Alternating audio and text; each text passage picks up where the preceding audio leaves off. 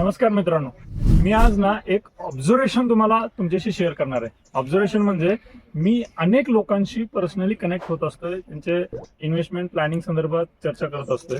तर यामधील एक प्रामुख्यानं मोठं ऑब्झर्वेशन माझ्या लक्षात आलेलं आहे.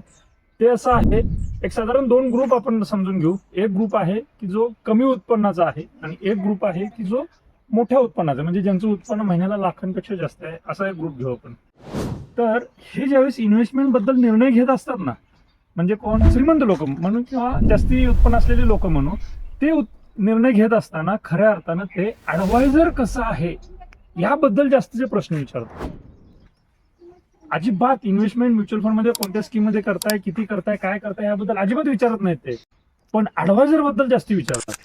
व्हेअर ॲज ज्यांचं उत्पन्न कमी असतंय ते मात्र इन्व्हेस्टमेंट कुठं करणार, मग कोणती स्कीम मध्ये करणार, मग ते रिटर्न देईल का, मग माझ्या इन्व्हेस्टमेंटचं पुढं काय होईल, मग ते मला चांगले रिटर्न भेटतील का, मग ते तुम्ही किती वेळा रिव्ह्यू करता, वगैरे वगैरे, हे असंख्य प्रश्न विचारतात.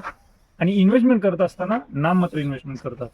तर आपल्याला श्रीमंत लोक ही त्यांच्या स्किल वरती फोकस करतात आणि जास्ती उत्पन्न कसं भेटेल त्याकडे प्रयत्न करतात. ते मात्र जे कमी उत्पन्न आहे त्यांच्यामध्ये ती लक्षणं दिसत नाही. बघा पटते का ते? तुम्हाला जर हे पटलं तर हे नक्कीच ऑब्झर्वेशन तुमच्या डे टू डे लाईफ मध्ये वापरू शकताय. आणि गुंतवणुकी रिलेटेड तुम्हाला या नंबरवरती संपर्क केला तर चांगला सल्ला तुम्हाला भेटेल. धन्यवाद.